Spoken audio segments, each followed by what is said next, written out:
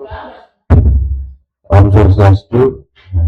Selamat siang Bapak Ibu yang terhormat Bapak Guru Kecamatan Tegusambe, yang saya hormati Ibu Ketua Kampus, begitu pula teman-teman kepala sekolah seluruh tiga yang saya muliakan. Jadi hari ini izin menyampaikan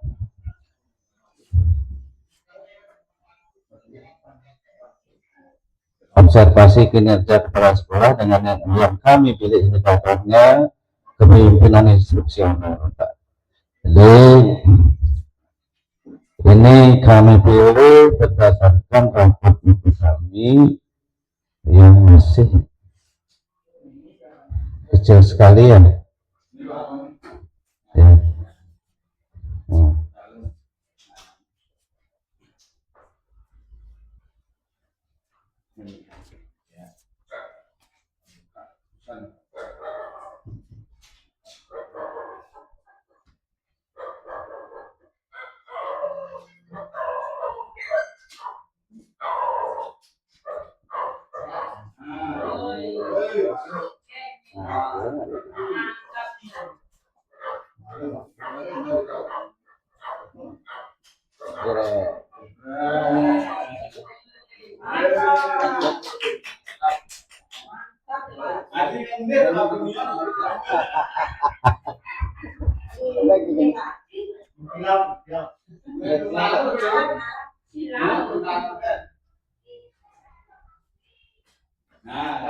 Nah, ini Bapak dan Ibu ya, sebagai laporan rapat mutu kami 2026 penurunan di pengelolaan kurikulum, kemudian juga dukungan untuk refleksi guru ini yang penurunan juga.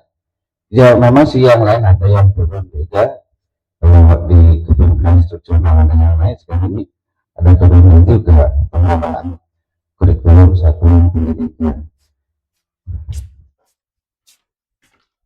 Jadi fokus yang menjadi indikator yang difokuskan tahun ini adalah presentasi visi misi sekolah.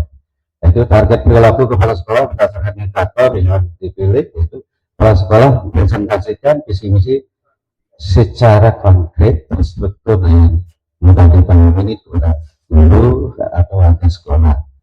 Jadi upayanya dilakukan yang tentu dari rapat mutu itu dulu, kemudian kami analisa dengan tim, dengan guru-guru dan pegawai, kemudian juga tetap tentunya berkoordinasi dengan atasnya. Jadi itu perilaku yang dianjurkan yaitu menggunakan bahasa yang mudah dimengerti dalam penggunaan penyusunan visi misi. Ya, menyusun materi presentasi secara logis terstruktur dengan alur yang diikuti. Ini kita lanjutin aja. Nah, ini rencana hasil kerja kepala sekolah yang kami pilih itu pengelolaannya meningkatkan kualitas praktik pembelajaran guru. Jadi tentunya ini kami tetap berupaya untuk meningkatkan kualitas pembelajaran, baik itu melalui diskusi maupun pelatihan-pelatihan yang baik yang dilaksanakan oleh dinas maupun terkadang kita atau kami menjelaskan teman untuk mengikuti pelatihan-pelatihan secara pribadi. Jadi yang ketiga, khususnya supervisi terhadap guru dalam pelaksanaan pembelajaran atau pembimbingan dalam melakukan pembelajaran yang bermutu untuk semua.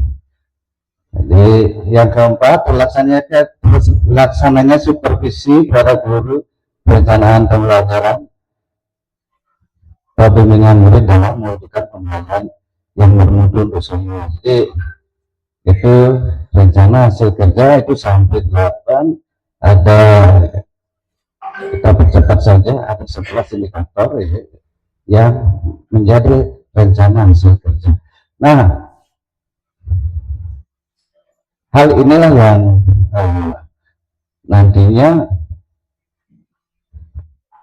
nah ini aktivitas kognitif yang kami pilih adalah aktivitas interaktif, yaitu upaya penyesuaian praktek pembelajaran sebagai respon peserta didik terhadap kebutuhan belajar dan peningkatan efektivitas pembelajaran, yaitu tentunya melalui tetap kami tiap hari saya sebagai kepala sekolah tidak menemani di ruangan, kita tetap keluar dari pagi ya, walaupun kita tidak sekelas langsung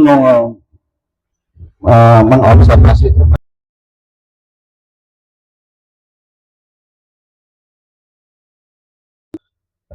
guru-guru di dalam kelas. Kita biasanya lewat pura-pura ke belakang, itu yang paling sering. Kita melihat apa yang dilakukan, bagaimana respon anak-anak saat pembelajaran itu. Juga jadi tugas-tugas, diskusi-diskusi yang dilakukan oleh guru dengan guru. Diskusinya itu, kalau ideal saya, kalau diskusi agak jauh, misalnya ketika kita mengadakan supervisi, kemudian lagi 3 hari baru kita mengadakan diskusi, akhirnya karena beban otak kita hanya melupakan hal tersebut. Jadi topik saat itu tidak terjawab dengan keliru. Itu tentang jadwal supervisi hari di bulan Maret pertengahan sudah clear.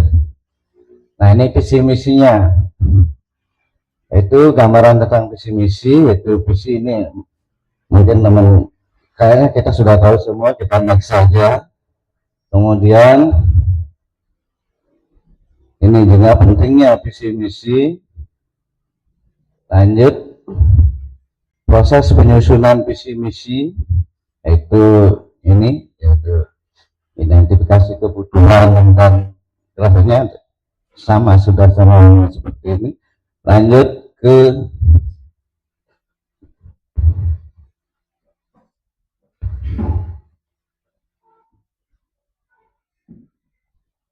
nah, ini visi misi SD kami, yaitu terciptanya sekolah yang lama sebagai belajar sepanjang hayat berkarakter inovatif dan berprestasi tentunya. Jadi prestasi itu belum tentu juga juara di akademik saja, karena akademik juga sudah. Yang kemarin juga informasi untuk Bapak bahwa kami sudah mengadakan kerjasama dengan pihak kolam halaman Lupul. Jadi kemarin salah satu siswa kami sudah mengikuti lomba senam walaupun belum mendapat juara. Ini kelasnya baru kelas 2 kelas 2 SD itu sudah ikut lomba.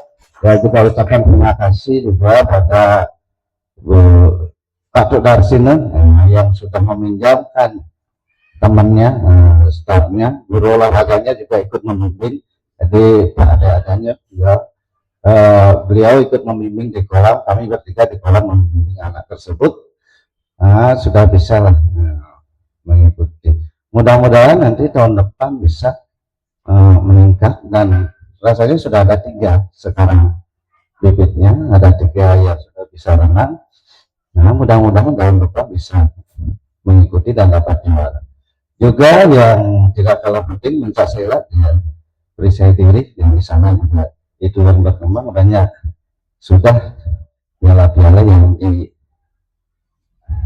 dihasilkan. Jadi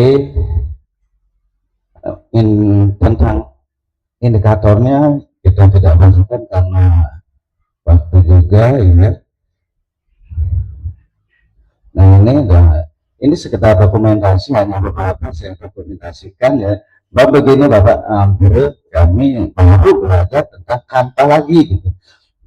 Dulu saya pernah belajar kanta tahun 2019 yang dibimbing oleh, kalau tidak salah, dosen pasca sarjana Undiksa, tapi cuma saat itu saja akhirnya karena tidak pernah dipakai, akhirnya lupa ya.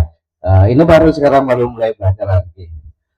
Nah, ini rapat penyusunan visi misi, kemudian kita juga memanfaatkan IRT ini juga yang penggunaan taman digital ini kegiatan saat presentasi berbagi praktek baik dari guru yang mengikuti sosialisasi penggunaan IRT di kecamatan.